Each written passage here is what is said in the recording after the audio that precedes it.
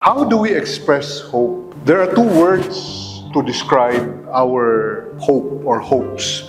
Ang first word, sa Binisaya mo gitawag o pamasin, pamasin. Kaning pamasin, very normal nga word. Nagbabakasakali sa Tagalog. Pero naa sa mga instances nga ang pamasin bay, mura bag, di mayo, mura siya gambling mentality.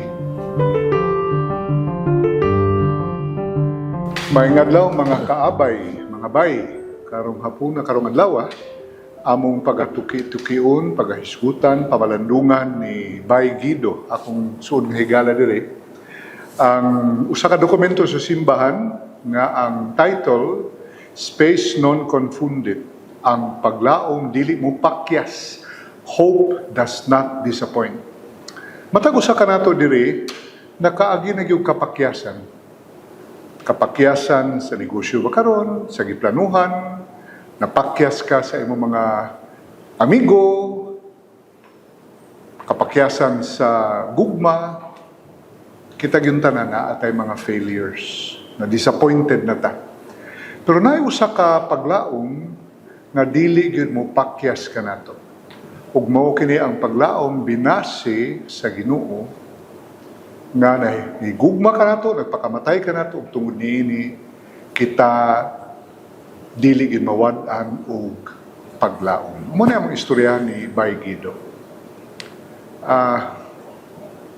Magsugod ko karon, ako isang pangutanon ng akong amigo diri kung unsay mong tan-aw sa atong introduction, ang paglaom dili mo pakyas, paglaom sa Ginoo.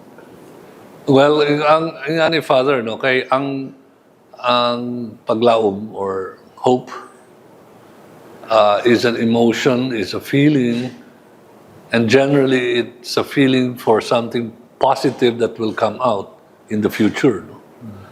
So,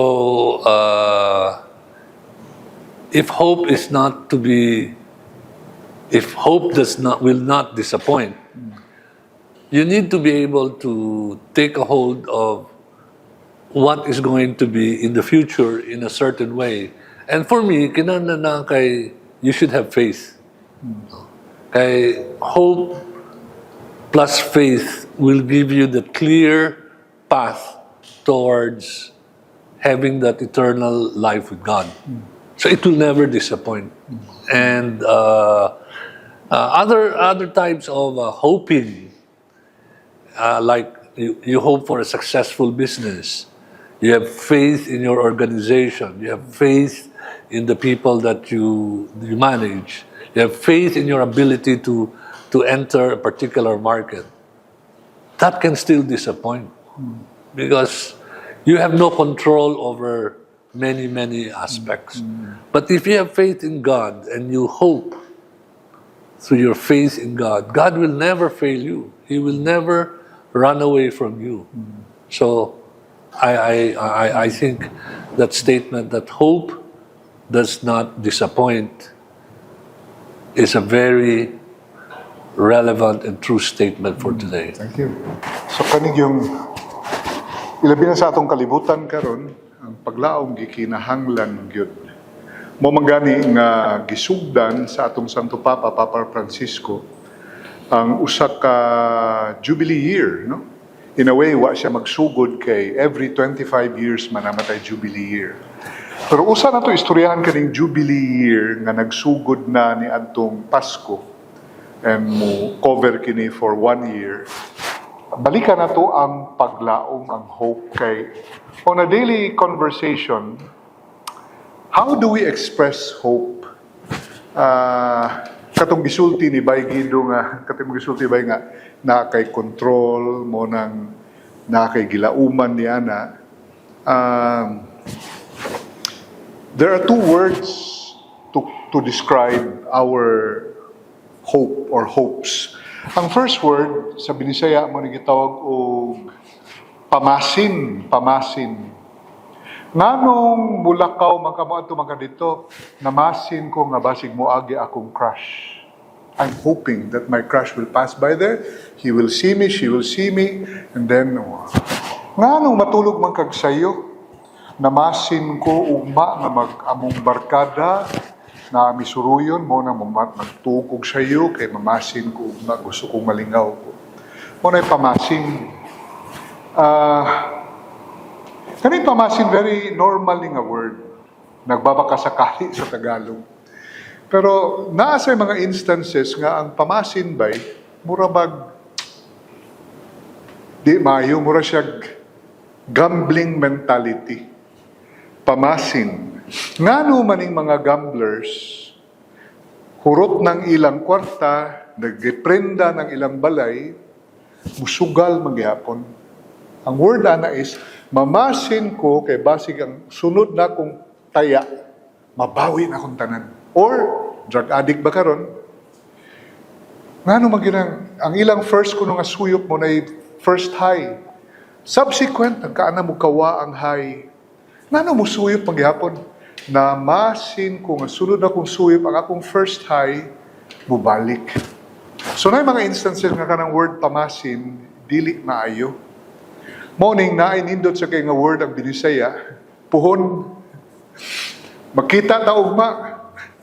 Puhon imbis sa mo ingon. O sige, unsang orasa? Mo man western train ay oras gyud. Basta makita ta ugma puhon. So pagsugod nako diri mura kog na ukay niya na kay wa ko maanad. But that's an expression among Cebuano speakers and others of Visayas. What they're actually saying is God willing. God willing. Because I don't control the situation. I would say God willing because what if tonight I will die? What if tomorrow I'll be hit by a kwan? I'll be sick. So pukon. So, what's your reaction na Gibbs? Well, as you said, kanang pagmasid, kanang in a way gambling na, no? You shoot the dice and bahala lang sa mitabo, no? But I think in life, para mas meaningful ang imong pamasin, you have to load the dice of your life in a way na the outcome, the probabilities of the outcome will be favorable to you. Well, you know, in gambling, the house will always win, no? So I don't know what mentality you have. You know that the house will always win. Iprenda mo yung balay para magsugal ka, no? I don't know. Maybe you think you're better than the house, no? But mathematically, the house is always better than you. So in a way, you have to cheat the gambling of your life by having certain principles that will make the dice fall in your way. No? So sa negosyo, you don't just go out and invest in any business that you feel like without thinking unsa ng mga factors that will give me more positive outcome. And I need to work so that kanang positive outcome sa probabilities will increase. Okay? So, imong pamasin, you do everything. There's I don't know which sense. I mean, you do everything as if everything depended on you. You work as if everything depended on you. But you pray as if everything depended on God. I don't know, I forget now the saying. Ignatius of Loyola. Ignatius of Loyola. So, kanang imong pamasin, dapat purposeful na siya. No? Whether you're in business or in any human endeavor, you don't just gamble away without making sure that the outcomes will be positive. There's an even larger dimension to that which you had mentioned in one of our conversations. Ningon ka nga, bisag ang kinabuhi, there is a pamasin dimension. Nga if you think about it, you're better off believing in God rather than not believing in God. You know, there are two things to that. Okay, kanang in business, there are such thing as there are put and call options. No? Ang call option is something that you buy. You buy the opportunity so you can invest in something. So a lot of my friends, when I was younger, they said, "Ngano nagatuo ka man sa Ginoo?" Yung ko, kay negosyante mang gugo, and sigurista ko ba? And I want to be sure na ako'y option to go to heaven. But a call option has a cost. And ang cost, Ana, is you need to follow the laws of God. No? You need to go to the sacraments. You need to do the to go to the Eucharist. And when you sin, you go to confession. Those are the guideposts. And that's the cost of having that option for God to bring you to eternal life. So, maunang framework na i-adapt na ako shortly before I actually got married. No? Before that, taghansang kong mga binungang na agi sa kinabuhi. But then I realized as I was in finance. I was in a financial institution. And one of the subjects I took in my master's in the UK was kaning mga options, no? Options market. And I realized putting that in practice in life, mo nang ang imong call option to go to God. Sa ito pa, even in terms of managing probabilities, management, it makes sense, economics, to believe in God. Of course, because in business in finance, there is a theory called the agency theory. Agency theory. In short, what the theory says, an honest person will get a better deal than a dishonest person. Okay? So, because the cost of being dishonest is a higher premium when in terms of interest rates. This was proposed by a couple of guys named Jensen and Meckling, if I remember my finance correctly. So that's why in business, when you borrow money from the bank, they check on your credit worthiness. They look at your lifestyle, they look at your finances, they look at, and so therefore, a dishonest person may still get money and borrow from the bank, but the banks will have higher requirements for more collaterals, higher interest rate. So it costs being dishonest, even from a perception point of view. So if you believe in God and you try to live His ways, and the community and your peers, your business associates see you that way, then you are seen as a lower risk person, and therefore the cost of doing business, at least in theory, will go down.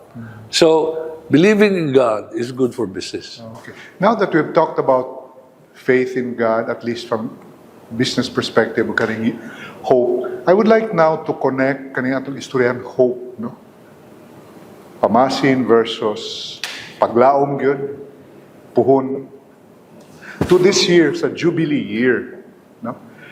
Kaning Jubilee Year gi-proclaim kini ni Pope Francis last year na magsugod na unya ang iyang kuan diri kanang gusto niya nga ma-revive ang atong hope paglaom. Jubilee comes from the Hebrew term Yobel, which is the ram's horn that is played at the start of the Jubilee. Makita na nato sa Leviticus chapter 25 and other parts of Leviticus. Ang purpose gidaning Jubilee is mura ni siya kung computer pa ni. Mag-reboot.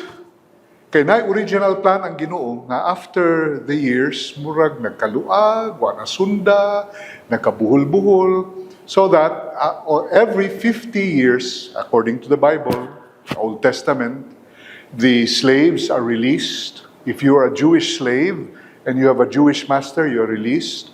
Nakautang ka, di na makabayad, bad debt, cancel na yung debt, imong property, gisanla, di na mo makuha, ibalik sa imo.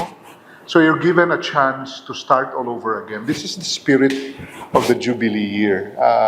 And I'd like to connect this with hope because if you can look forward to that time where you experience release from these bondages, then there's hope. And Luke chapter 4 talks about this, the proclamation of Jesus, which is a proclamation of hope. Ano mo reaction niya ba? Kanang, well, frankly, it took quite a while for me to understand the whole concept of a Jubilee Year. But put in the context of what I told you earlier about, it's like rebooting a computer. You know, over time, our computers will have a lot of garbage. You have deleted files, but there will be some parts of those files that will be left. So I'm not advertising my app. I use an app called Clean My Mac. Clean My Mac. Okay, and so I run that regularly, and it checks on files that are duplicate, that has duplicates. It checks on files that are dirty. It checks on potential malwares, and it looks at different mga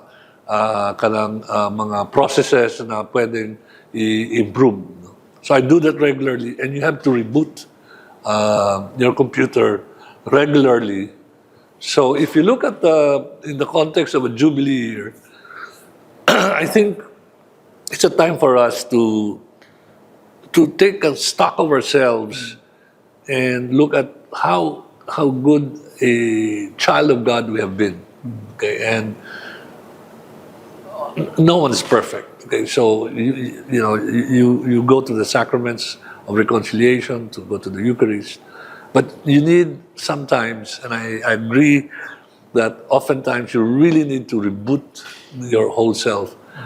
For me, what I do on an annual basis, I go on retreats. So I go on a 4-day silent retreats.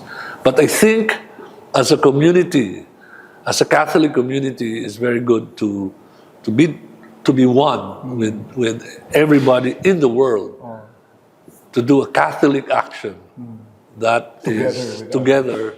Now, one of the highlights of a Jubilee Year are the pilgrimages. Pilgrimages. Na gitawag nga pilgrimage to the 7 stational churches of Rome. These are the churches nga atuong dito because they somehow connect us to the time of Jesus or apostolic life. St. Peter's Basilica, John Lateran 7 at sila kabo.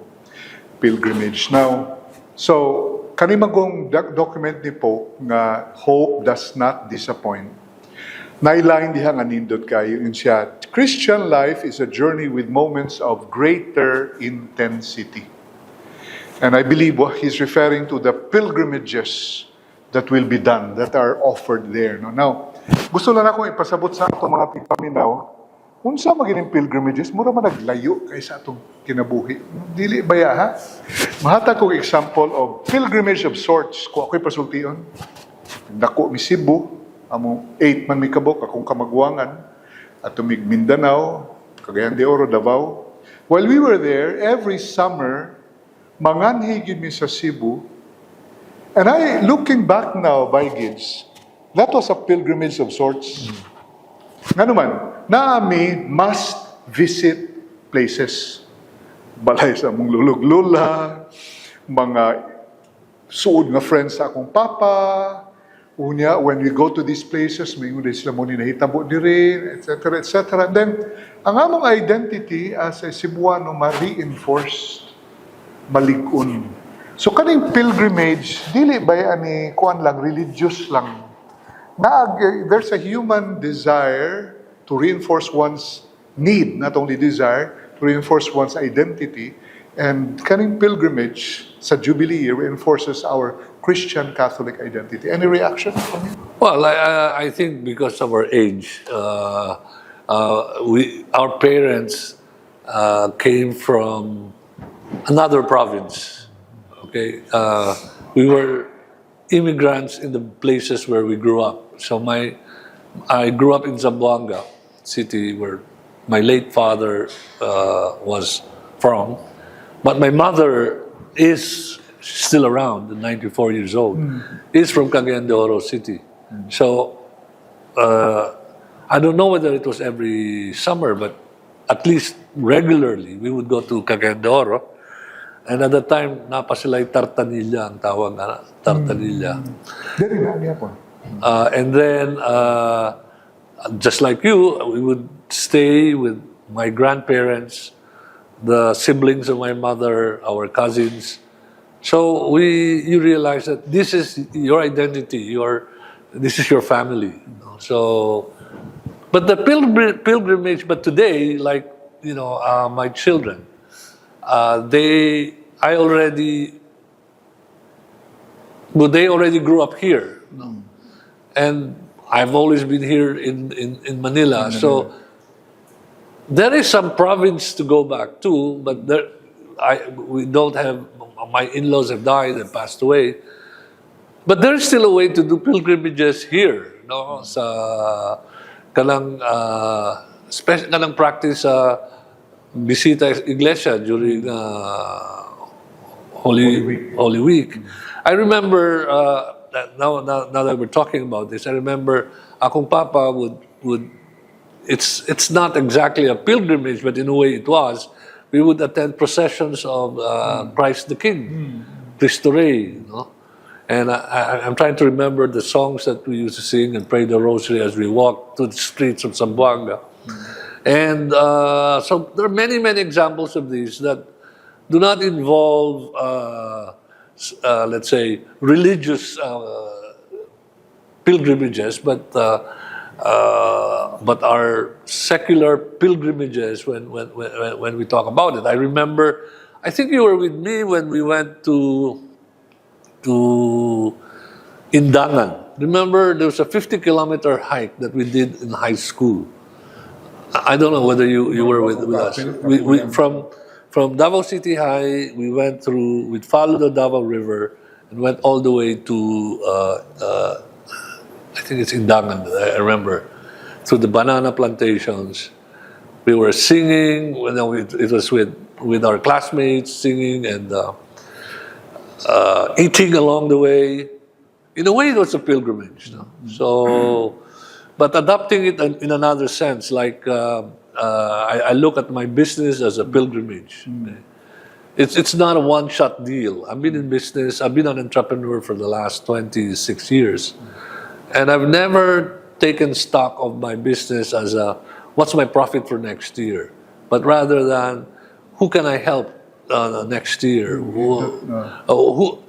And I'm in business because I'd like to have enough money to work with friends and to help I always want to help the underdog. Okay, so to me, I want, especially in the field of electricity, I want to make sure that I'm able to contribute to lowering the cost of electricity, making it more efficient.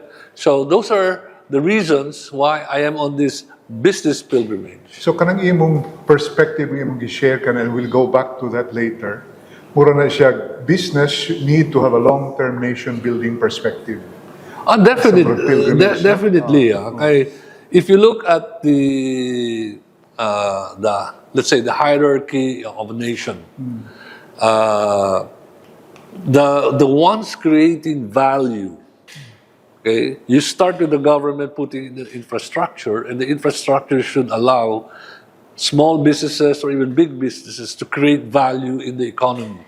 That value is shown by, you have more employment, you have better lives, you have cheaper housing. So that cannot happen without entrepreneurship, without businesses. So businesses have in a way, a Christian dimension to its existence because it helps and it should help other people. So, pilgrim mindset, makatabang. We'll get back to that, Gids. Karong gusto lang ko mabalik sa kaning pilgrimage. Hatagal na ito gamay nga biblical perspective. Because if you look at the entire Bible, it's actually pilgrimage. Moadto ka kang, for example, kang Abraham, when he was called from Ur modern-day Iraq, to go to the Holy Land, he stopped at certain places that were considered holy. Bisag wala pa dito ang monotheism, pero these were sacred places, so pilgrimage. Ang mga Jews, pag adto nila sa desert, in a way, that was a pilgrimage. They were guided by the pillar of fire and the pillar of cloud. And then the tent of the meeting, God is there, no? The presence of God, Shekinah in Hebrew. So that was also a pilgrimage. Unya, katong when Jerusalem became developed, it became a center of pilgrimage. The last chapters of Isaiah, for instance, talks about Jerusalem as a pilgrimage site. Sa New Testament, puro po ni pilgrimage, no? As a matter of fact, si Jesus, who stayed at the temple, if you remember that story, kids, they were on pilgrimage with his parents. Because the Jews were required, those who were living at a certain distance from Jerusalem, required to go on these aliyah. These are pilgrimages. Aliyah is to go up. Passover, Feast of Pentecost, Feast of Booths, tulo na kabuk ang required nila. So, nangadto sila dito for Passover. When Jesus was already a mature human being, when he was undertaking his public ministry, Luke chapter 9 to Luke chapter 19 talks about the journey of Jesus and his companions towards Jerusalem. Okay? Pentecost, chapter 2 of the Acts of the Apostles, talk about pilgrims, Jewish pilgrims from all over the diaspora where they were spread out. They came together, they went to Jerusalem. So Pentecost was an experience of a pilgrimage. So, kaning pilgrimage, naag gini sa Bible, but klaro na diha nga religious. No? Katamong istorya ni Guido ganina, human, our need for journey with more intense moments. Unya, sa Christianity, klaro kay na, right from the start, pilgrimage, especially when Christianity was tolerated, si Empress Helena, mama ni Emperor Constantine, she did a pilgrimage to Jerusalem to look for the true cross, relic of the true cross. And so there are diaries of religious persons going on a pilgrimage sa Holy Land. Yeah, medieval period was the golden era of pilgrimages. So, dugay-dugay na gini mga pilgrimages. Unya, manang, kuang kay ta, bless kay ta, kay 25 years baya ang sunod. Kano sa mga next 25 years?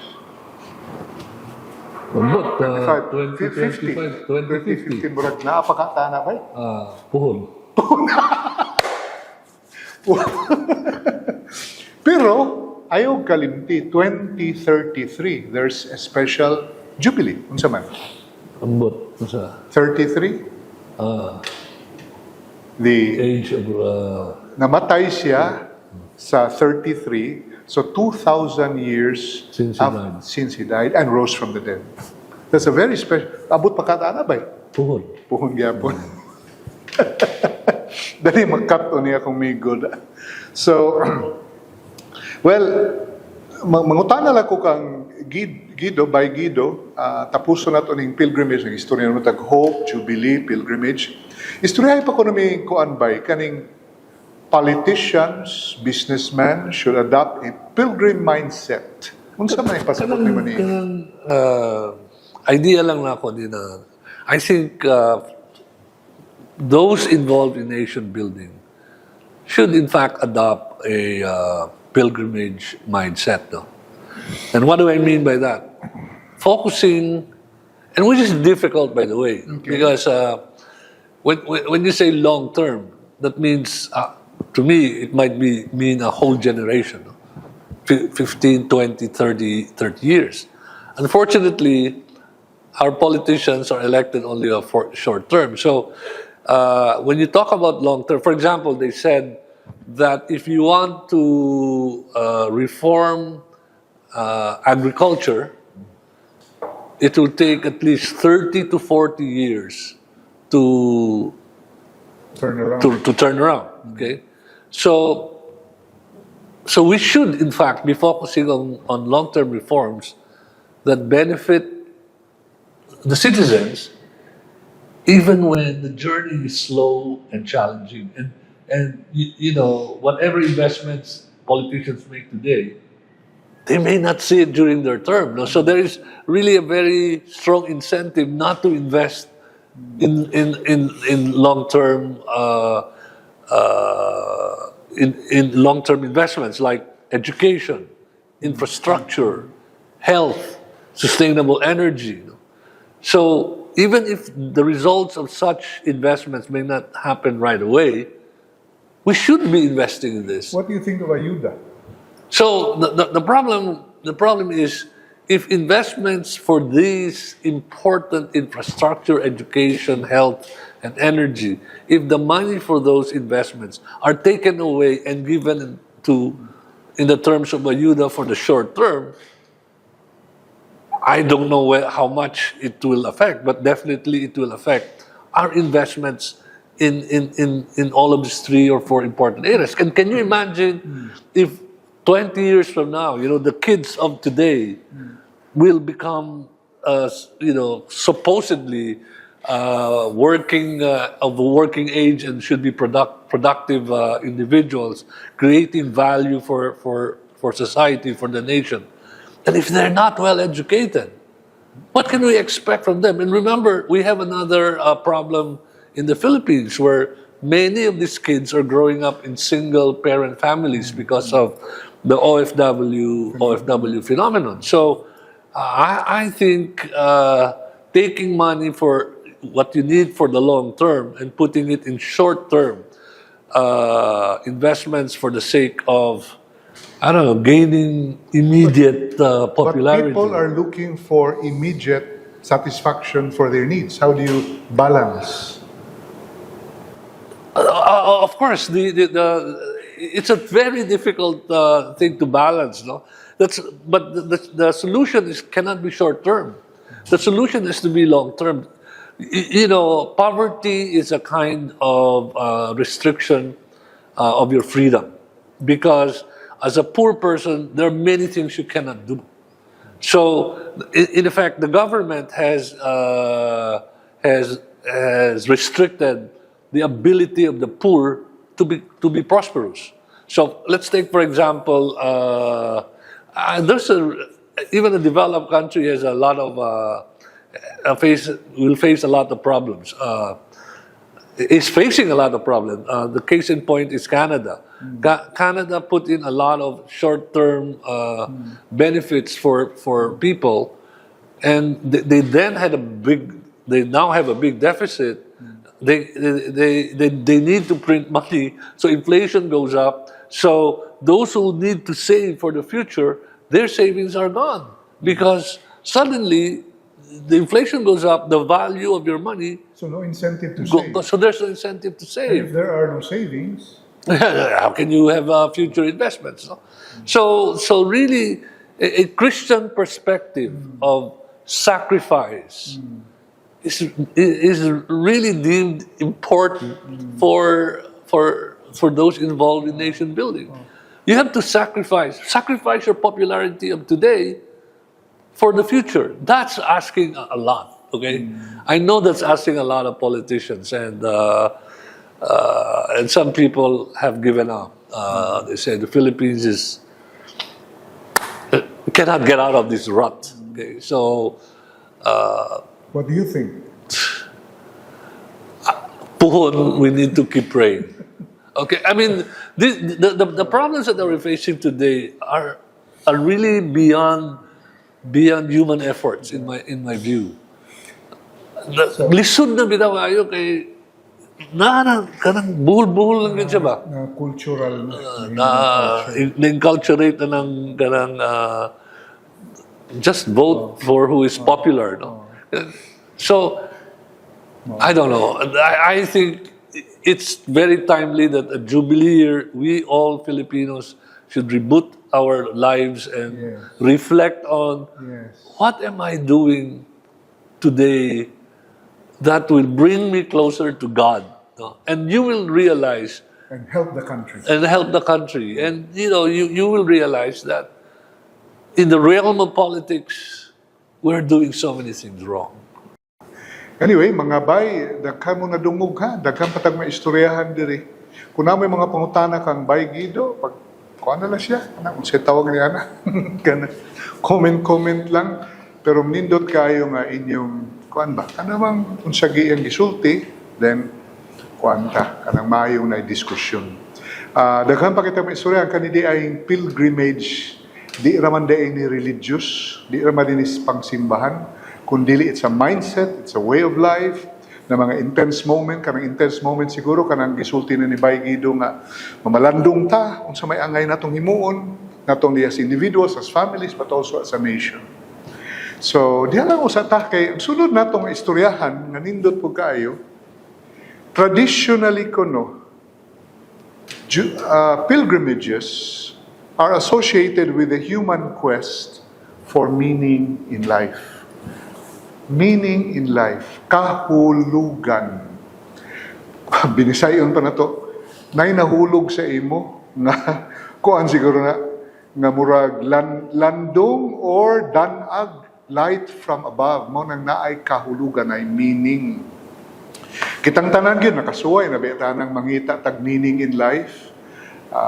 Ambot kay nung dumaris Bay Guido sa ako kaniadto pag sa napami sa college nga katong akong pagkaaktibo kaniadto sa ROTC, actually symptom to of a quest for meaning in life. Unya, salamat sa Ginoo na nakatabang ba sa to. Katong akong experience pero gi-lead lang, gisandayuan lang ko, gi-lead ko sa Ginoo padulong sa meaning in life by responding to my vocation as a priest. Pero kitang tanan nangita betag meaning in life. Ano sa tanan na bay? Ni katong sa ROTC dako magaglawas mo na kung kay ka ba. Kung kay ka lang astig kay ka sa ROTC. Pero karon sa in business no sa again it's a personal view that I have now. I think businesses should have vision beyond, as a pilgrimage beyond. They should look at their businesses as a corporate journey towards towards contributing or giving meaningful contribution to society rather than merely making money. Asking the why. I ask myself, why do I wake up every morning and go to work? What am I living for? If it were just say for money, I'm not going to bring that money when I die, right? So, I want to be meaningful. I want to give meaningful lives to my clients, to my customers, to my employees, and answer the question, why am I doing what I'm doing? Nindot kayo mong pangutana bay, ako nang palagman gamay. Kay eksakto ng imo, no? Muadto ta sa Catechism of the Catholic Church. Kay balo ba mong mga bay na atay reference, ha? If you want to learn more about our faith, na atay Catechism of the Catholic Church. Baga man na kayo, gipamubo na nahingo ng Compendium to the Catechism of the Catholic Church. It's a series of 598 questions. The first two questions has something to do with what Bay Guido said, which I'll ask him to further expound. Nga kinibang ang first question, unsa man ang plano sa Ginoo alang sa tao? Unsa man ang plano sa Ginoo alang sa tao? Kaya naman tong why niya. Kunya, ang ikaduhang pangutana, ngano man ang tao na may pangandoy alang sa Dios? Why does man have a desire for God? So, ang tubag ni sugda nagtubag ni Guido, no? By Guido. Ang plano sa Dios alang sa tao, mao nga ang tao muambit sa kalipay sa Dios. In the 1960s, you still remember that song, Gids? Sa Godspell? Yeah, day by day, yeah. Day by day, oh dear Lord, three things I pray. To see Thee more clearly, love Thee more dearly, Follow thee more nearly, day by day. Mo din ni ang plano sa Ginoo sa tao nga. Ang kalipay, kompleto naman ang Ginoo, wa man siya gikinahanglan pa, nga kita mo share sa iyang happiness. Of course, you remember ang atong names at atong grupo, di ba? Sa ito yung pangalan sa itong grupo? Bitless. Bitless. Nana yung manang nahisgutan? Ambot kay, siguro kay wala tayong beat. Anyway, very clear. And those words reverberate in our lives, in some ways that we remember those words from time to time. But how do you communicate that gets? Karon na you have the advantage of the years. You have looked back, baliklantaw ka. You even admit that there were times, like all of us, nga murag mo eksperimenta sa mga boundaries, o niya, kuan ba niya. Of course, there was a time nga murag yung material kay nga atong kinabuhi. But I'm just curious, what led you to realize nga ang Ginoo ra gyud makapalipay nimo unya king haladay, even as you being a businessman, you should have that perspective katong kanang ang Ginoo ra gyud ang what am I living for? How did you make that realization? Actually, many years ago, we had a family conference, and Family, you mean your family now? Or yeah, my family now. dinner? So bata pa to sila, and we said, unsa man ang kanang vision mission ba? So unsa man ang vision, and I am. There was a document that we actually all signed. I don't know whether I can find it. So the vision was, at the end of the day, what is most important in our lives is to share the eternal glory of God. That was the vision. And our mission here in life is to love each other and to follow the precepts that Jesus Christ has given to us in the church. So, maunang mission. And of course, we have different strategies. One, you may want to be a teacher, a nurse, a doctor, but always being, always praying and always looking at your profession as a way to serve God. Okay? So when you apply that in business, you don't look, you look at some transcendental objective beyond business profits, because there will always be someone better than you. There will always be someone richer than you. There will always be someone. There's not, Simon Sinek calls this the infinite game. No, you can't tell who your competitors are. You can't tell how long you're gonna last. There are no rules of the game. So you gotta look at it from a very, very long perspective. And for me, I even go beyond this material world. I want to transcend this to hopefully bringing everyone to the glory of God, right? I mean, I'm asking a couple of my friends to join me in a retreat next month. So I look at, let's put it this way, I look at my business as a way to do apostolate, as a way to share the good news of the scriptures, of God. So that's why I'm in business, because I want, so that goes beyond the profit motivation. Of course, I measure cost and I want to make money, but as a means to be able to do what I just told you, to do apostolate work, to help society as a whole. Have you ever asked yourself the question where your desire for God, for infinity, comes from? Have you ever asked yourself that question? Yes, but as I told you earlier, okay, so I went wrong. Let's put it that way. But there was always something in me, and I was telling you earlier, all of us must have that chip. God must have implanted a chip in our system. I don't know where it is, but somewhere in our body that says, you have to come back to me. So depending on how clean your conscience, your mind, your heart are, you can listen to that voice and follow that voice. Now, if your computer is dirty, has a lot of malwares, you can't hear that. You can't hear that voice. So the chip is not working properly. So it was not a one-day epiphany. Okay, so it was a gradual, let's say, process of epiphany, and eventually you find out that there's really nothing that you can do in this world. I remember receiving a letter from you when I was a seminarian sa Gawas. Dito ka pa sa England, nisulat ka that you had attended a retreat. Yes. And you were, what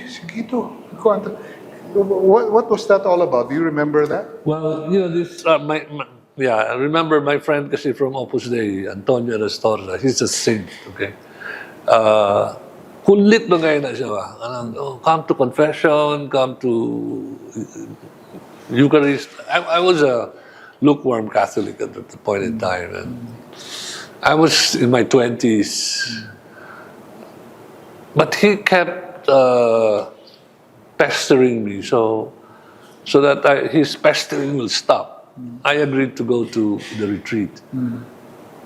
But the manner where we had the retreat was beautiful. It was very serene, and the talks were. I cried in that retreat because I realized how ungrateful I had been. How ungrateful I had been. I had all the. God gave me a lot of good things.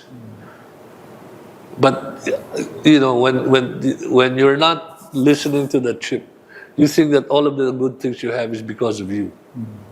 Aminin mo, bright kayo ko eh. So I'm able to do these things kasi bright ko eh, because I studied. Pero ako, through the years, as I told you, dili ba na siya one day epiphany. You realize that calling is there. And sometimes you wanna, ayos na Lord kay, napo ko yung gusto mo. But eventually, gradually, and hopefully, eternally, you will just listen to that voice. Ami bang ganin ako, ang sulod na ako madawat ng letter sa iyo. Meron mo, mag-seminaryan ako. Wala man sa, ang chip siguro dire, program ni Lord lahi. Kaila ko, kung kinsa itong gichip. Anyway, so thank you kay Nabay. So, in a way, you're telling me na aginay tingog sa atong kahilagman, our interior self. Now, gamay lang nga clarification. For us Catholics, we believe that every person that God creates has that voice of God within that person. Whether that person has become a Christian or remains a pagan or a Buddhist, natay konsyensya, tingog na sa Ginoo sa atong kahilagman. Do this, don't do that, do this because this is good. After we've done something and then, why did you do that? That wasn't good. You did that, that was very good. That's a voice of God. Hopefully the parents reinforce that voice, doesn't muddle it. So, anyway, usa na ka level. For the other level, kay ang nagbutang anang chip or sa akong expression, default mechanism na spiritual sa ato, ang Ginoo mismo. So he put that there because he wanted us to go to him freely, of course. The chip doesn't mean wala na tayo free will. Now, besides the kaning conscience, each one of us has the capacity to become an adopted son or daughter of God. That's why ang baptism brings that whole idea of we are spiritual beings because we have conscience, we have intelligence to a higher level, anak ta na sinagop or adopted sons and daughters of God. So, ako, lipay sa gukay kayo, nakita man nila ko sa how you're you have transferred that to your children, and then how you are making the effort in your grandchildren. That must be exciting, no? Oh, it's a very humbling experience, no? And that makes you, you know, when you have a child. I was telling you, you have a child, 1 year old, 2 years old, anyway, a child. When a child who can't even speak points a finger at something, what do? You get that something to give it to the child, right? So somebody who can't even speak, who is so small, you have to follow. You have to follow him. You have to follow her. Otherwise, you'll be in trouble, right?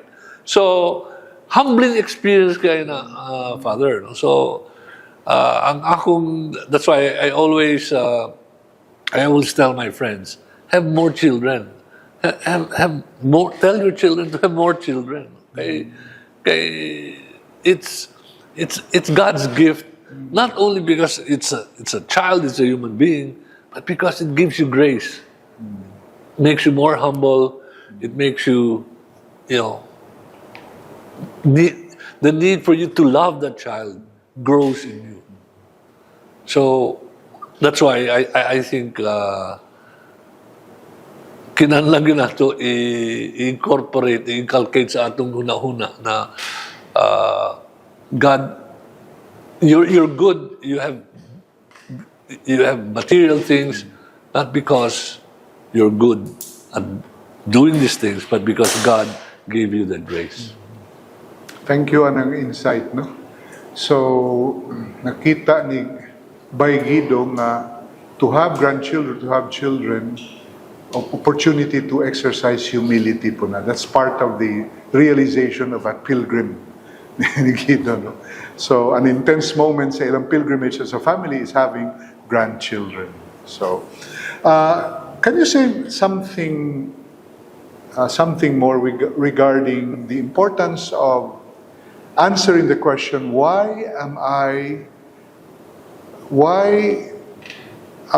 in business? Di ba kay gikan magunta sa human quest for meaning in life? So, can you share something about that? For example, when you were in Napocor, did this occur to you, this question, why am I here? Why did that God put me in this position?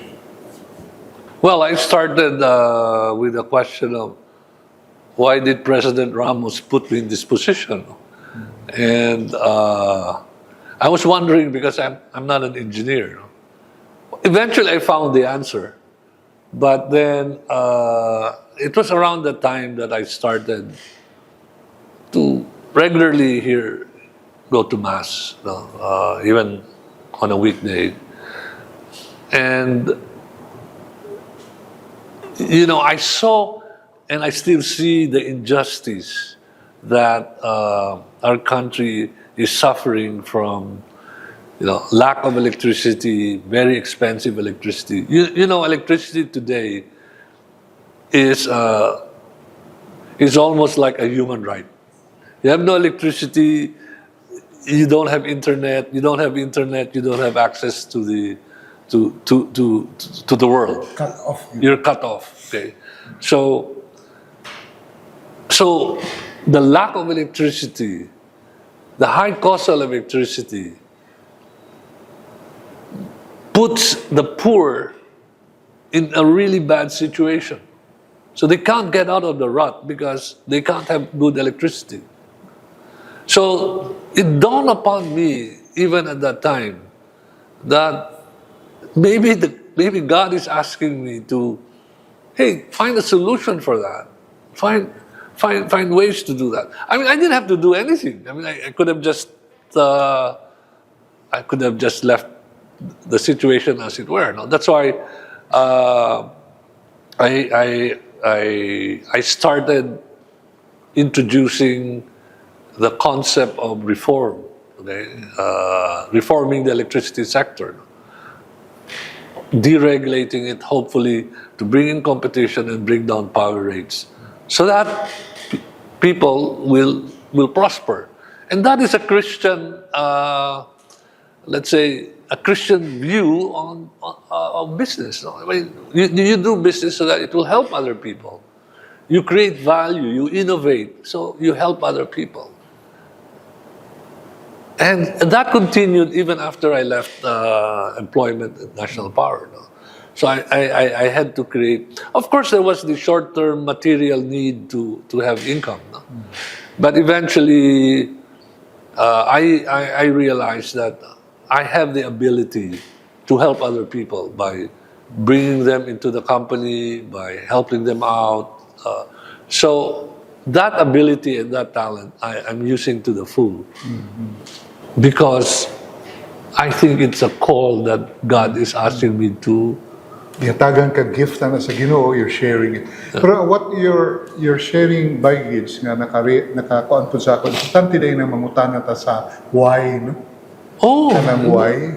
Di ba si Simon Sinek talked about that? yeah, because why gives you the reason why you're doing things. Now, the how and the what will come later, but you have to really believe in your why, because that's also, I think, what will you have to attract people to help you to be as passionate as you in helping other people. Makatakod. And they won't be able to they won't be able to see the logic of why they should be working with you if all you're saying is join me so that we can make more money. The friends that I have today helping me out, working with me, I don't think they're there just for the profit. Of course, it's important, but I think the ability or the opportunity to help our country, help our fellow men, is as important as the material benefits of doing business. So balik ta sa atong why, gitubag na, why do we have this longing for God? Because it is God Himself who put that longing into our hearts. Why? Because He wants us to be eternally happy with Him, starting in this world. With all our limitations, difficulties, challenges, our sinfulness, at least makakuha ang glimpse of heaven diri na. Kay practice, bansay-bansay sa sunod nga kinabuhi. Now, katulad na itong kuan karon by segment, pilgrimage gihapon nga nindot ni siya nga punto. A pilgrimage on foot kana di man magtiniil, mulakaw lang, is a great aid for rediscovering silence, the value of silence, effort, and simplicity of life. Dako kay ikatabang ang pilgrimage sa pag-ila, sa bili, sa kahilom, sa pagpaningkamot, ug sa kayano sa kinabuhi.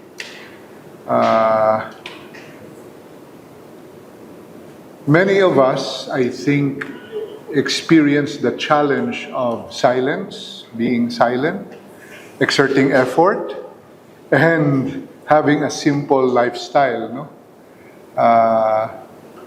Which we consider as murag liberating man ni sila. Some of us, mutanon silang kinabuhi, murag kuan kayo, kanang midot kailang kinabuhi. Simple ang ilang kuan, niya. Mura sila close to God. Ambot lang bay, do you feel the need for silence and simplicity of life, or you are very satisfied na sa imong life karon? No, the answer to the second question is, of course, I'm satisfied and happy with my life. Satisfied in the sense that I think I am fulfilled as a father. I'm fulfilled as a grandfather. I'm fulfilled as a businessman. Of course, things could be a lot better, but I think part of the peace, the definition of peace for me, is the absence of anxiety. So yes, but I also want to put that in practice. Let's say in the business. I mean, focus, in my business, there's three things I always tell people that we must have. Whenever we do things, they must be fun, simple, and smart. Fun because what's the point of being toxic in a, the whole point about getting together is so we'll be happy. You spend 8 hours to 10 hours a day in the office. Can you imagine 8 to 10 hours of toxicity? You will die early. So the 8 to 10 hours that you spend in the office every day must be fun, okay? And for it to be fun, you gotta be simple. You cannot, in a pilgrimage, you cannot carry a heavy baggage, right?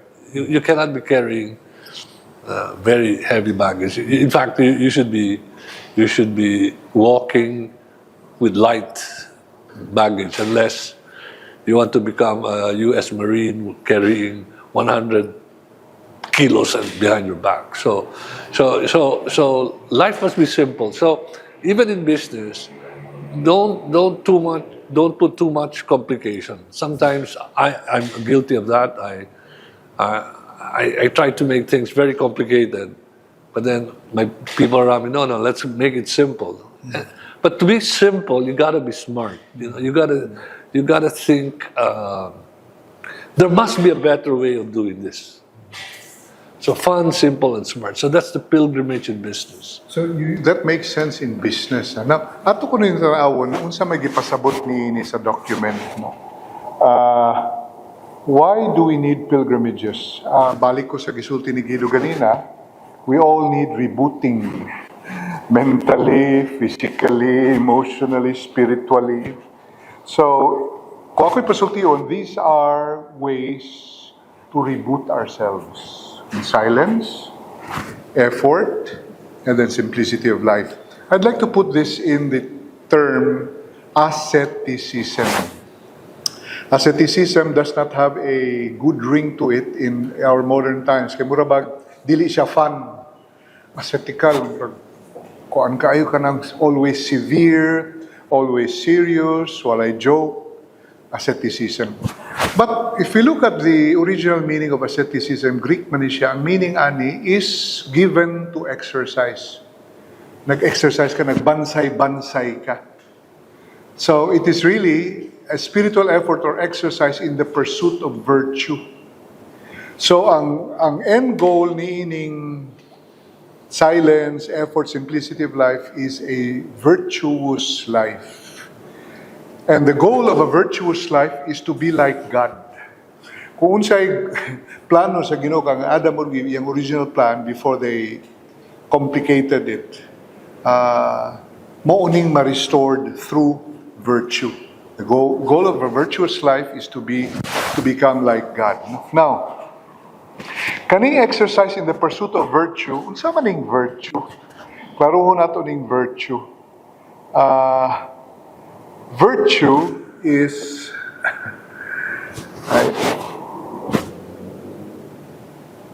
the habitual disposition to do the good.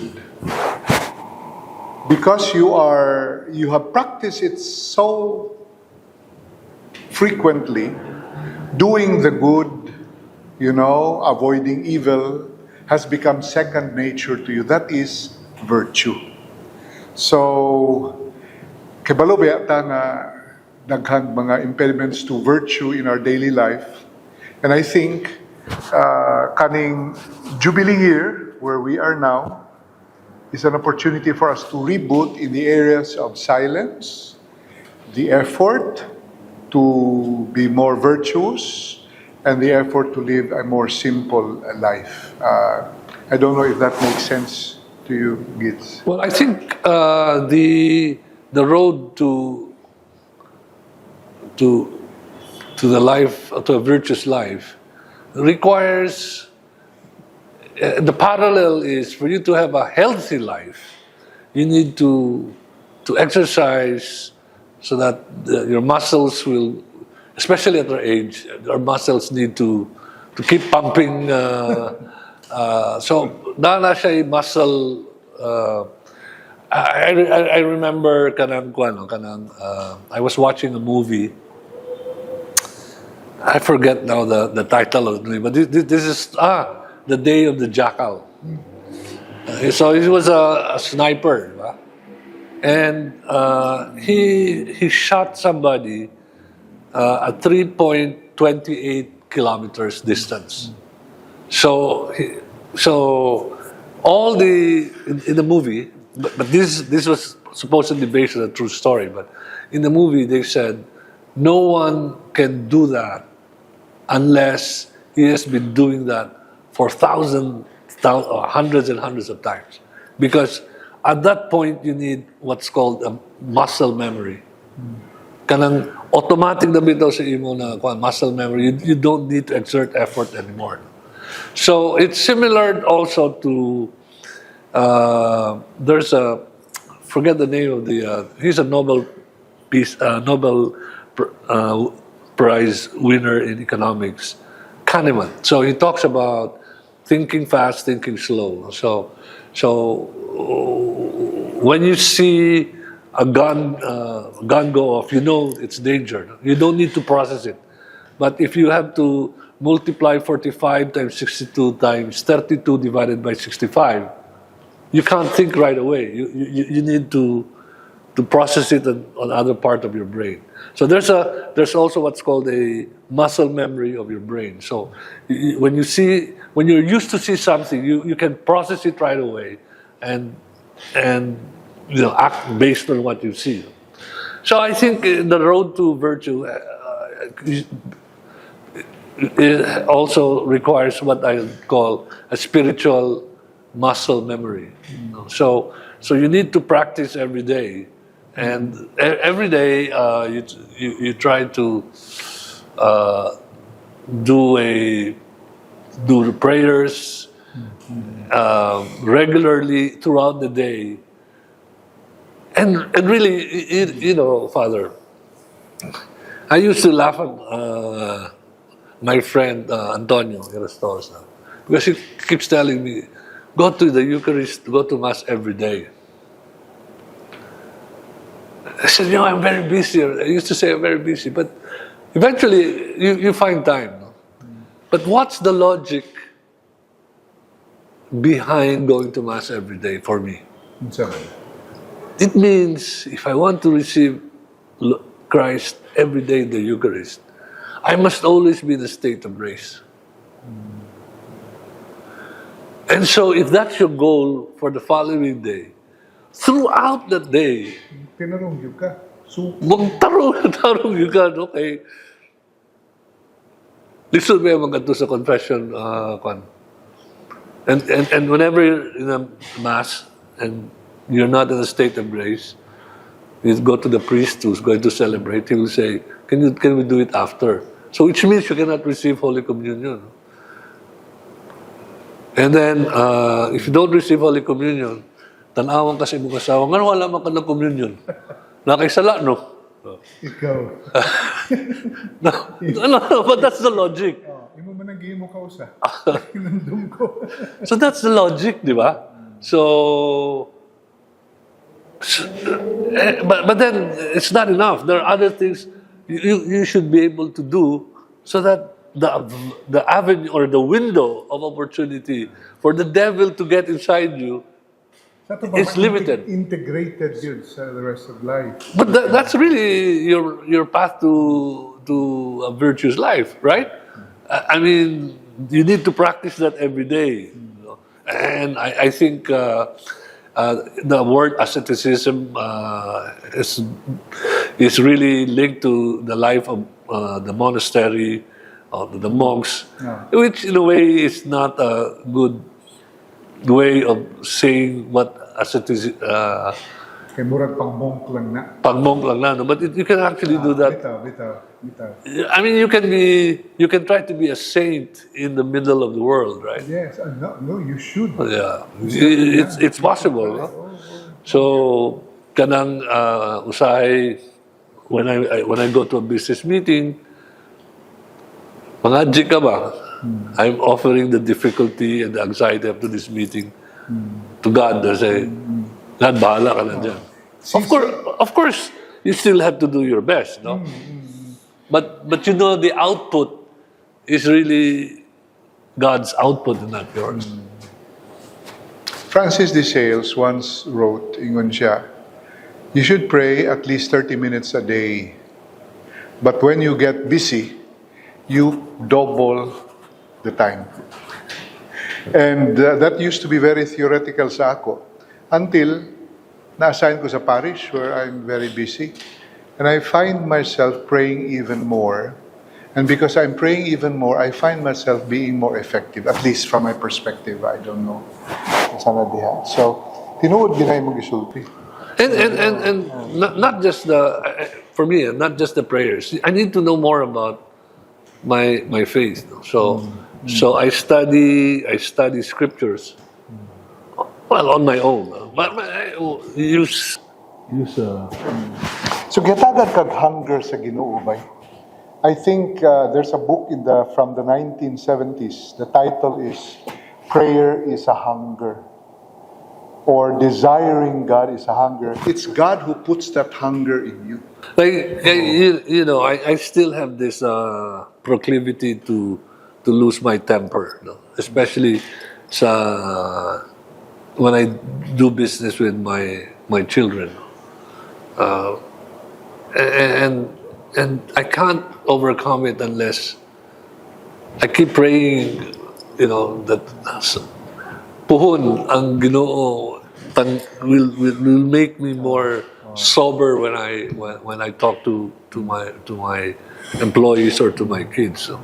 So because you can't solve that, it's ingrained in you. No? So dili ni mo kaya kung ikaw lang. No good. Dili ni mo kaya. And I think that's one of the motivations for people. Kaya bago parang nag-celebrate diri sa Cebu sa Sinulog. Unya, Sinulog is a pilgrimage usab, which requires effort, silence, and simplicity of life. No? When you join, for example, the procession, katay mo gisulti, diyan niya, wala gyud salig lang gyud Ginoo. Unya, it is a very expressive form of devotion, but the energies of the Santo Niño devotee is a very gentle, well-channeled energy. No? And I think this is one corporate expression of the Christian faith that, in a way, defines the spirituality of many Cebuanos, no? And those who are devotees of the Santo Niño diri. So, daghan ko na kay mutambong bayan niya. Ako mismo, ako nang ginaapilan, I always derive a lot of spiritual nourishment in it. Yeah, balik ko nining ko silence, because when you process, you're actually silent, you're reflecting on life. Yung insay mo na dungog, ang images ngayon mo nakita, and then the song, Batubalani sa Gugma, Magnet of Love. It reminds you of your corporate identity as a Christian, as a Filipino. And then, nindot yung kayo. So, muna, di gid ako absena ning Sinulog because of this. Ano sa Sinulog pa? Well, third Sunday, weekend of January. Turunaan ay novena, ang Sinulog. And, kuan yung guys siya. It's a pilgrimage. For me, it's like a Jubilee Year on a yearly basis. So, months. Yeah. So kami ni Joy, we're thinking of doing kaning Santiago Compostela. Santiago de Compostela. I actually did that already because I taught at the University of Navarre. And that's ang tawag na murag station eh. So that's where you put Pila ka kilometro yung gibaktas? mga 300 meters. Kaya na namang hotel din eh. Doon lang siya. Di ko nang puyo. Di pa na, pwede. So, may ginagkuyo ganun, Joy. Some people do that yearly. I know some very prominent people here in Cebu. They do that yearly. There must be something to that. So anyway, kuanan bay kining unsa may imumurag panapos nga pabawon sa atong mga tao sa atong naistoryahan karon? You have to look at your life as a pilgrimage. Ang imong kinabuhi kun mismo is a pilgrimage. In fact, I remember a song when I was younger. The song is about being a pilgrim on earth. We're all just pilgrims on earth. And we are all walking towards the New Jerusalem. And by the way, I'd like to connect this pilgrimage with the resurrection, the ascension of Christ and the Eucharist, and going towards the New Jerusalem. You have to look at what you do every day in your life. You'll fall. I mean, we're human beings. We will tend to sin. But if you think that andun ang naalang Ginoo dito sa langit na nasa New Jerusalem, and He's given us the opportunity to receive Him every day through the Eucharist, the sacrifice through the Eucharist. So take advantage of it. Go be a pilgrim, take advantage of the sacraments that the church has, that Christ has given to the church. No? So that's the pilgrimage that you take in life. But as a Christian, especially as fathers, no, you have to encourage your children, your friends, your colleagues to have more children, because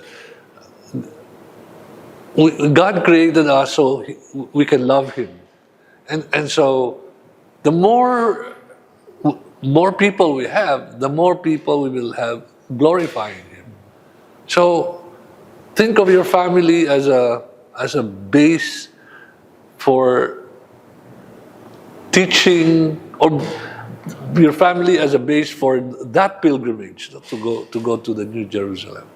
And I remember, I always tell my friends, my mother is 94 years old today.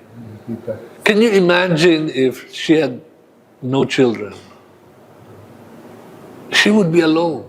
And in fact, that's the reason why. What's the ultimate punishment in a jail? Solitary confinement, right? Solitary confinement, because it's so inhuman. Human beings have to be. He's a social animal. Unya, solitary confinement. So you're living alone. Maybe a solitary confinement in some sense, no? That's why have children, have relatives, have friends, love everyone. That I would. That's not easy, but Father, that's my view today. That's something that I have learned through my late stages. I was like the late stages of my life. I realized that the only way is God's way. Mas acute na lang imong realization siguro, Gids. Even when you started with Joy, I remember you wanted a large family, di ba? Mas Yes. acute na lang na ang imong. Yeah. Praise the Lord, no? So, na may mga pangutana, komentaryo, kuha na lang mi diri. So, daghang kayong salamat by Gids. And tagdaghan mo na katunan sa ipaambit ni Bay Guido sa ato, may tungod sa having a large family as part of your pilgrimage, no? God provides, no? Dirita panapos ni nato sa atong first episode na atong gisgutan ang Paglaom, hope. Okay? Atong gidistinguish ang Pamasin sa puhon, Unya naghisgot ta sa Jubilee, nga kining Jubilee once every 25 years. Nga, kung ano, murag a process of rebooting our spiritual selves. Unya, usa sa pamaagi nga ma-reboot nato ang atong kinabuhi as Christians is through pilgrimages. You journey from one point to the next point, and as you do the actual journey, the journey is the destination. Diha na ito ma-experience ang kaning simplicity, effort nga itong gikuha niya, silence, and in so doing, we experience renewal of our hope. Nang hinaot ko nga puhon mo tanaw mo sa sunod na itong episode. God bless you.